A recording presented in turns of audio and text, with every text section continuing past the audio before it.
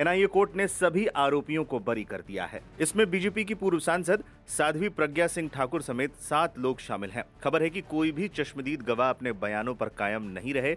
इसके चलते सभी आरोपियों को बरी करने का फैसला लिया गया। अदालत के फैसले पर असदुद्दीन ओवैसी ने कहा कि जो लोग इस हमले में मरे उन्हें धर्म के आधार पर निशाना बनाया गया था। इसके साथ ही उन्होंने ये भी कहा, क्या अब इस फैसले के खिलाफ सरकार हाईकोर्ट का रुख करेगी? हमारा पहला सवाल मोदी सरकार से और महाराष्ट्र की बीजेपी सरकार से है कि जिस तरह वो लोग अपनी बेचैनी का इजहार किए थे और ऐसा लग रहा था कि उनके जिस्म में कोई बहुत बड़ी चीज छुप चुकी है, वो सुप्रीम कोर्ट भागकर मुंबई के जो ट्रेन ब्लास्ट में उन्होंने सुप्रीम कोर्ट भागे थे, सुप्रीम कोर्ट को गए, वहां पर जाकर उन्होंने उस जजमेंट पर स्टे लिया। मेरा पहला सवाल ये है कि क्या टेररिज्म के ऊपर इनकी हिपोक्रेसी होगी अगर वो सुप्रीम कोर्ट नहीं जाएंगे? क्या वो सुप्रीम कोर्ट को जाएंगे? दूसरा ये है कि मिलिट्री ग्रेड आरडीएक्स वहां पर इस्तेमाल हुआ, ये एनआईए ने अपनी चार्जशीट में कहा। अब ये मिलिट्री ग्रेड आरडीएक्स इस्तेमाल हुआ तो फिर ये कहां से आया? भाई 2006 का बॉम्ब ब्लास्ट मालेगांव का 2 हुए, 2006, 2008। 2006 में आपने मुसलमानों को पकड़कर खूब पीटा, मारा, वो डिस्चार्ज हो गए। किसने किया वो? अब 2008 का ब्लास्ट फिर किसने किया? और तीसरा ये याद रखिए कि अगर साध्वी प्रज्ञा ठाकुर की मोटरसाइकिल पर ही वो बॉम्ब रखा गया आरडीएक्स मिलिट्री ग्रेड, और एनआईए ने कहा कि उनके पास नहीं था, वो 2 लोगों के पास था, रामजी कलसांगरे जो अभी तक गायब हैं। Aim right, achieve big at KR Mangalam University. We provide you the platform to turn your dreams into reality at KR Mangalam University. तो फिर ये हमको समझ में नहीं आ रहा, फिर मुंबई में जो ब्लास्ट हुआ था 1991 में, उसमें भी एक महिला के नाम पर एक वो गाड़ी थी, क्या बोलते हैं आपके, मारुति वैन थी, जिसको ना चलाने आता था, उसको आपने कन्विक्शन दे दिया। ये हमको समझ में नहीं आ रहा। एक्स पोस्ट में ओवैसी ने लिखा, मालेगांव विस्फोट मामले पर फैसला निराशाजनक है। विस्फोट में 6 नमाजी मारे गए और लगभग 100 लोग घायल हुए। उन्हें धर्म के आधार पर निशाना बनाया गया था। जानबूझकर की गई घटिया जांच, अभियोजन पक्ष ही बरी होने के लिए जिम्मेदार है। विस्फोट के 17 साल बाद कोर्ट ने सबूतों के अभाव में सभी आरोपियों को बरी कर दिया। क्या मोदी और फडणवीस सरकारें इस फैसले के खिलाफ अपील करेंगी? जिस तरह उन्होंने मुंबई ट्रेन विस्फोटों के आरोपियों को बरी करने पर रोक लगाने की मांग की थी, क्या महाराष्ट्र के धर्मनिरपेक्ष राजनीतिक दल जवाबदेही की मांग करेंगे? उन 6 लोगों की हत्या किसने की? याद कीजिए 2016 में मामले की तब की प्रोसिक्यूटर रोहिणी सालियान ने पब्लिकली कहा था कि एनआईए ने उनसे आरोपियों के प्रति नरम रुख अपनाने को कहा था। याद कीजिए 2017 में एनआईए ने साध्वी प्रज्ञा को बरी करवाने की कोशिश की थी। वही व्यक्ति 2019 में बीजेपी सांसद बना। करकरे ने मालेगांव में हुई साजिश का खुलासा किया था और दुर्भाग्य से 26/11 के हमलों में पाकिस्तानी आतंकवादियों ने उन्हें मार डाला।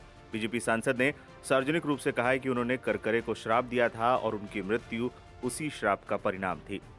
क्या एनआईए एटीएस अधिकारियों को उनकी दोषपूर्ण जांच के लिए जवाबदेह ठहराया जाएगा? मुझे लगता है कि हम इसका उत्तर जानते हैं। यह आतंकवाद के खिलाफ सख्त मोदी सरकार है। दुनिया याद रखेगी कि उसने एक आतंकवाद के आरोपी को सांसद बनाया था। बताते चले, मालेगांव में 2008 में हुए इस विस्फोट में 6 लोगों की मौत हो गई थी और 100 से अधिक लोग घायल हुए थे। साध्वी प्रज्ञा के अलावा retired lieutenant colonel Prasad Purohit समेत 7 आरोपियों पर यूएपीए अधिनियम के तहत मुकदमा चलाया गया था। खास बात यह है कि मालेगांव ब्लास्ट की जांच शुरुआत में महाराष्ट्र एंटी टेररिस्ट स्क्वाड को दी गई थी, लेकिन बाद में इसे एनआईए यानी नेशनल इन्वेस्टिगेशन एजेंसी को सौंप दिया गया था। एटीएस का भी ये दावा था कि धमाके से पहले साजिश के लिए भोपाल, इंदौर समेत कुछ शहरों में कथित तौर पर कई बैठकें की गई थी। इस घटना के संबंध में 2018 में शुरू हुआ मुकदमा 19 अप्रैल 2025 को समाप्त हो गया। अदालत ने फैसले को सुरक्षित रख लिया था। मुंबई से लगभग 200 किलोमीटर दूर एक कस्बे में 29 सितंबर 2008 को मस्जिद के पास खड़ी एक मोटरसाइकिल से बंधा विस्फोट उपकरण फट गया था, जिसमें 6 लोगों की मौत हो गई थी और 100 से ज्यादा लोग घायल हुए थे। मामले को लेकर पीड़ितों की भी प्रतिक्रियाएं सामने आई हैं। जैसे रिजल्ट आया, रिजल्ट सुनने के बाद जो है तबीयत तो बड़ी दुखी हुई, क्योंकि मालेगांव शहर में बम ब्लास्ट हुआ है, लोग जख्मी हुए हैं, लोग शहीद हुए हैं, पूरा गांव जानता है। कोर्ट में जख्मी लोग आकर अपने जख्म को बताया है उसके बाद भी फिर भी कोर्ट ने उनको पूरा एक्विट नहीं किया है। हम जो है इसके बारे में हमारे जमतुल अरशद मदनी महाराज जमतुल उलमा जो है हमारे जो एडवोकेट साहब है शाहिद नदीर साहब, उनके कहने के मुताबिक जो है हम आगे इसको चैलेंज करेंगे। एनआई की जो प्रोसेस थी, एनआई के जो पुरावे थे वो कोर्ट ने खारिज कर दिए गए, किस तरह से देखते हो? एनआईए कोर्ट में जो इन्होंने इनके एविडेंस थे, जो हमारे ईमानदार एक ऑफिसर थे, एक ने अपने हेमंत करकरे साहब, इन्होंने बहुत अच्छे तरीके से उसकी जांच पड़ताल की। में फेल है जी नहीं, मैं ये नहीं बता सकता, लेकिन ईमानदार ऑफिसर हेमंत करकरे साहब ने बड़े अच्छे ढंगों से जो है इसको जो है तो तपासा, और तपासने के बाद जो है एक अभिनव भारत तंजीम को सामने लाया और उन्होंने अपनी ईमानदारी के साथ जो है इसको उजागर किया। सर, इसको अप्लाई करने वाले अपील करेंगे इंशाल्लाह, अपील करेंगे। सर, आपका नाम क्या है? मेरा नाम है डॉक्टर अंसारी अखलाक अहमद। सैड तो है कि हम जजमेंट के लिए, इंसाफ के लिए 17 साल से वेट कर रहे थे, पर इसमें विक्टिम का कोई रोल नहीं है कि उनकी वजह से एक्विटल हुआ। विक्टिम को तो सफर हुई, ये तो ट्रायल विक्टिम का भी हुआ कि उनको मालेगांव से आके अपने जख्म बताना पड़े कोर्ट को। कोर्ट ने बेनिफिट ऑफ डाउट दिया है क्योंकि एजेंसी फेल हुआ, एटीएस फेल हुआ, सरकार फेल हुई। इसमें विक्टिम का कोई रोल नहीं कि विक्टिम को ऐसे एक्विट हो गए। हेमंत करकरे इसकी जांच कर रहे थे, बाद में दूसरी तरफ जांच दी, क्या वहाँ पे कुछ गफलत हो गई है? हाँ, वो तो कोर्ट ने अपने 1000 पेज के जजमेंट में वही लिखा होगा ना, दो एजेंसी जब एक ओवरलैप करे एक दूसरे तो विटनेस नहीं, जानबूझ के आई विल नॉट कमेंट जानबूझ के हुआ, क्योंकि विटनेस हॉस्टाइल हुए कोर्ट में आके, हम उस बारे में नहीं बोल सकते जानबूझ के किया कैसे किया, वो तो एजेंसी विल सी क्या हुआ। हिंदुत्व का इसको एक एजेंडा सेट किया था, इसको किस तरह से? नहीं, वो हमारा डोमेन नहीं है बोलने के लिए, वो पॉलिटिकल लोग बोलेंगे कि कौन सा एजेंडा था, किसका एजेंडा था। एज ए लॉयर मेरा काम है जो कोर्ट में हुआ वो बताना, मैंने आपको बता दिया। वहाँ पे कहा कि वहाँ पे स्पॉट पे ना आरडीएक्स मिले, ना मोबाइल की फोन टैपिंग हुई, ना वहाँ पे जिसने फंडिंग किया है, जिस संस्था ने, उसको फंडिंग में नहीं। कोर्ट ने ये बोला कि जब फंड यूज हुए थे वो ऐसा लगता है कि वो इसमें यूज नहीं हुए बॉम्ब ब्लास्ट एग्जीक्यूट करने में, पर कोर्ट ने ये माना ना कि बॉम्ब ब्लास्ट हुआ था। कोर्ट ने ये स्टेब्लिश किया, तभी ने बोला कि विक्टिम को पैसे दीजिए कंपेंसेशन, क्योंकि अक्यूज नंबर 10 ने तो बोला था बॉम्ब ब्लास्ट हुआ ही नहीं मालेगांव में, ये सब झूठ बोल रहे।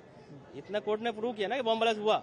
वहाँ पे कुछ लोगों की मौत हो गई है, 6 लोगों की मौत हुई। वहाँ से जो 6 आरोपी थे वो भाग गए, इस बारे में कुछ नहीं, वो तो किसी का स्टोरी नहीं है कि आरोपी एब्सकॉन्ड हुई जगह से, ये तो किसी का थियरी है ही नहीं, वो तो किसी ने प्लान करके चला गया, किसने किया पता ही नहीं। आखिरी क्वेश्चन पूछता हूँ कि क्या इसकी अपील होगी हाईकोर्ट में अपील होगी।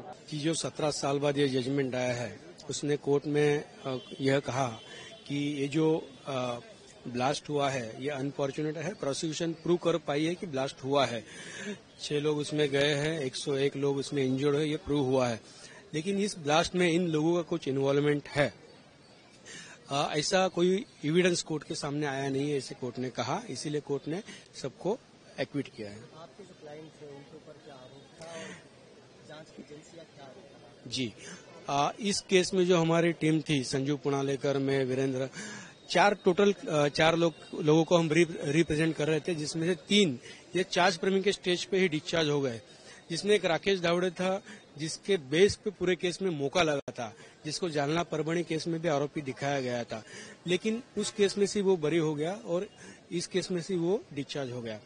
जो सुधाकर चतुर्वेदी जो यहाँ इस केस में थे, उनके ऊपर यह इल्जाम था कि उन्होंने उनके घर में आरडीएक्स का ये बनाया गया, उनके घर में आरडीएक्स का पार्टिकल्स उनके घर में मिला, लेकिन इस बारे में एक विटनेस ने कहा है, जो आर्मी ऑफिसर है, कि एटीएस अधिकारी ने उनके घर में आरडीएक्स प्लांट किया, ऐसे इस केस में सामने आया है।